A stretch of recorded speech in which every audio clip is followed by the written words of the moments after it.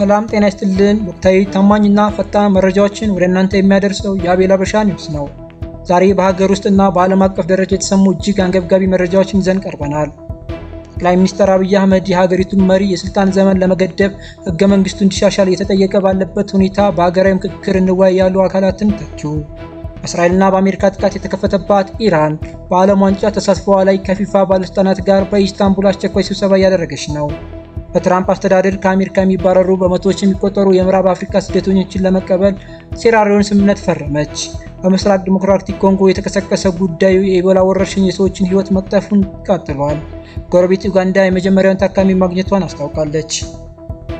እነዚህና ሌሎችን ዝርዝር መረጃዎችን እነግራችኋለን። እስከ መጨረሻው አብራችሁን ቆዩ። ለቻናላችን አዲስ የሆናችሁ ሰብስክራይብ በማድረግ ቤተሰብ ይሁኑ።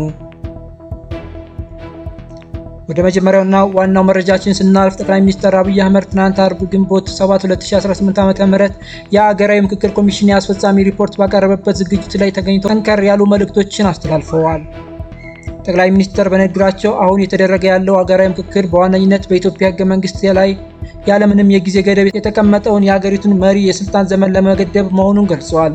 በኢትዮጵያ ህገ መንግስት ጠቅላይ ሚኒስትሩ ፓርቲው እስካሸነፈ ድረስ የጊዜ ገደብ የለበትም። አሁን የተወያየን ያለነው ግን ያ አደገኛ ነው እንዲገደብ ብለን ነው ሲሉ የመንግስታቸውን አቋም አብራርተዋል። ይሁን እንጂ መንግስት ስልጣኑ በህግ ተገድቦ ህገ መንግስቱ እንዲሻሻል ፍላጎት ባለበት ሁኔታ በሀገራዊ ምክክር እንወያይ ያሉ የፖለቲካ አካላትን ጠቅላይ ሚኒስትር በብርቱ ተችተዋል። የስልጣን ፍላጎት ያላቸው ሰዎች ይህንን ለማሻሻል ክፍተት የሚሰጥ ውይይት ከመንግስት በላይ ደስተኛ ሆነው መሳተፍ ነበረባቸው። ካልተወያዩ ስለምን ፖለቲካ ይፈልጋሉ? ፖለቲካ በዋነኝነት ውይይት ነው ሲሉ ጠይቀዋል። የሀገሪቱ ምክክር ኮሚሽን በበኩሉ ባቀረበው ሪፖርት በሀገሪቱ 1234 ወረዳዎች ውስጥ ስኬታማ የአጀንዳ ማሰባሰብና ለይታ በማከናወን 93 በመቶ የሀገሪቱ ክፍሎችን መሸፈኑን አስታውቋል። ይህንን ሂደት በትግራይ ክልል ውስጥ በአካል ማካሄድ ባልችልም በአዲስ አበባ ከተማው ከመላው የትግራይ ተወላጆችና ባለድርሻ አካላት ጋር ውይይት ማድረጉን ኮሚሽኑ በሪፖርቱ ጠቅሷል። ወደ ዓለም አቀፍ መረጃዎችን ስንሻገር የፊፋ ከፍተኛ ባለስልጣናት ከኢራን እግር ኳስ ፌዴሬሽን ጋር ዛሬ ቅዳሜ በቱርክ ኢስታንቡል አስቸኳይ ስብሰባ እያደረጉ መሆኑ ተሰምቷል።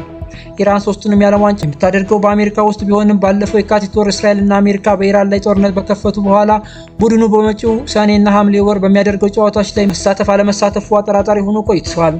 በተለይም የኢራን እግር ኳስ ፌዴሬሽን ፕሬዝዳንት ሜሄዳት ሃጂ ከኢራን አብዮታዊ ዘብ ጋር ግንኙነት አላቸው በሚል በአሜሪካና በካናዳ ቪዛ መከልከላቸው ውጥረቱን አባብሶታል። የኢራን ምክትል ውጭ ጉዳይ ሚኒስትር ካዛሪብ አባዲ በሰጡት መግለጫ ተጫዋቾችና የፌዴሬሽኑ ባለስልጣናት እንዳይገቡ የሚከለክል ማንኛውም እርምጃ የዓለም ዋንጫን መንፈስ ይጥሳል፣ አድሎ ከተደረገ የዓለም ዋንጫ ተአማኒነት ይጠፋል ሲሉ አስጠንቅቀዋል። ይሁንና የአሜሪካው ፕሬዝዳንት ዶናልድ ትራምፕ ከ2 ዓመት በፊት በሰጡት አስተያየት አሜሪካ ከኢራን ጋር ጦርነት ላይ ብትሆንም ቴህራን በዓለም ዋንጫው ላይ ብትሳተፍ ምንም ችግር የለውም ማለታቸው ይታወሳል። በሌላ በኩል የምዕራብ አፍሪካዊቱ ሀገር ሴራሊዮን በትራምፕ አስተዳደር ከአሜሪካ የሚባረሩ በመቶዎች የሚቆጠሩ የምዕራብ አፍሪካ ስደተኞችን ለመቀበል ከዋሽንግተን ጋር ስምምነት መፈረሟ ታውቋል። ይህ ስምምነት የትራምፕ አስተዳደር ህገወጥ ስደተኞችን በፍጥነት ለማስወጣት ከመጀመራቸው ጠንካራ እርምጃዎች አንዱ ነው። ስደተኞቹ የራሷ የሴራሊዮን ዜጎች ብቻ ሳይሆኑ ከሴኔጋል፣ ጋና፣ ጊኒና ናይጄሪያ የመጡ ጭምር ናቸው። ሴራሊዮን በየዓመቱ 300 የምዕራብ አፍሪካ ስደተኞችን ለመቀበል የተስማማች ሲሆን የመጀመሪያው በረራም በመጪው ግንቦት 12 ሀገሪቱ ይደርሳል።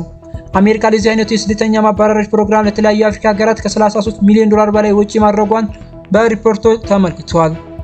በመጨረሻም ወደ ጤና መረጃችን ስናልፍ በዲሞክራቲክ ሪፐብሊክ ኮንጎ ምስራቃዊ ክፍል በኢቱር ግዛት በተከሰተ ጉዳዩ የኢቦላ ወረርሽኝ የሞቱትን ሰዎች ቁጥር 80 መድረሱን የአፍሪካ ሲዲሲ አስታውቋል።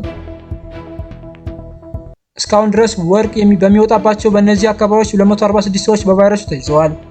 ወረርሽኙ አሳሳቢ ደረጃ ላይ ባደረሰበት በዚህ ወቅት ጎረቤት ኡጋንዳ ከኮንጎ ድንበር ተሻጋሪ የገባ አንድ የ59 ዓመት ግለሰብ በቫይረሱ ተይዞ ህይወቱ ማለፉን አረጋግጣለች።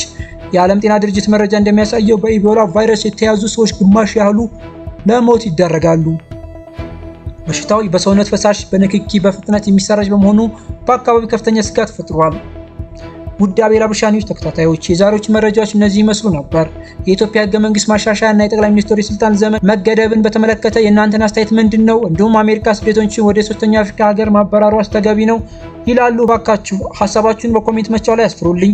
ቪዲዮውን ከወደዳችሁት ላይክ ማድረጋችሁ እንዳትረሱ። ወቅታዊ መረጃዎችን በፍጥነት እንዲደርሷችሁ ቻናላችንን ሰብስክራይብ አድርጉ። በሌላ የዜና እትም እስከምንገናኝ ድረስ ሰላም ቆዩ።